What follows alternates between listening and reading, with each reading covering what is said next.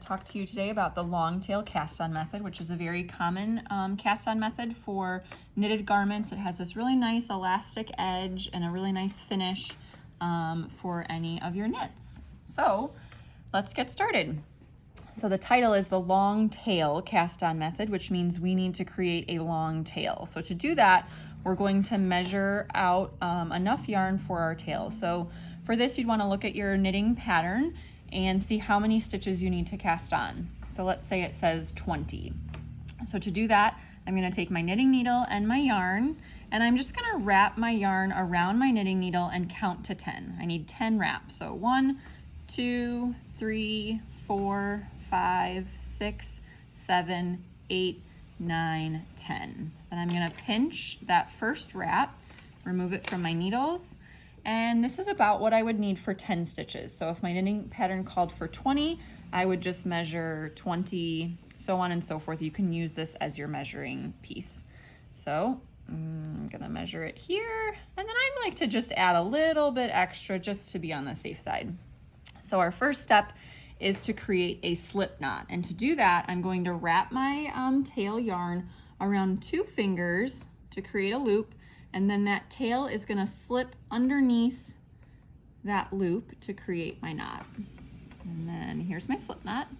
And now I have 2 strands, my tail strand and what I like to call my working yarn. And I like to keep my working yarn close to my body and my tail farther away.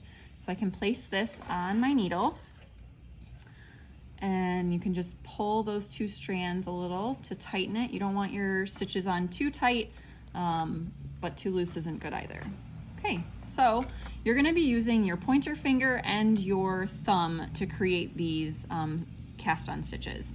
So your pointer finger is gonna hold the tail yarn, and your thumb is going to hold the working yarn. So if you see, it kind of creates a V, and we have 3 different strands. So this is what I like to call my bottom thumb strand and my pointer strand. Those are the 2 strands of yarn we're gonna be working with. So here we go.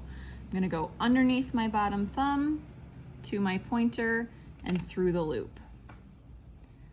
Underneath my thumb, around my pointer and through the loop. Under my thumb, around the pointer, through the loop. Under my thumb, around the pointer and through the loop.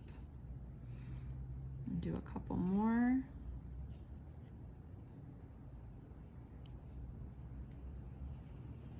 Okay, so I have 2, 4, 6, 7, so I need 3 more for 10.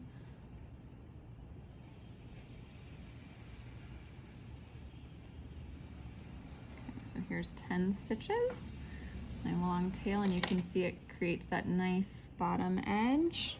And then you would be ready to start knitting your pattern. Just make sure when you begin your pattern that you are using your working yarn to start your pattern, not that tail.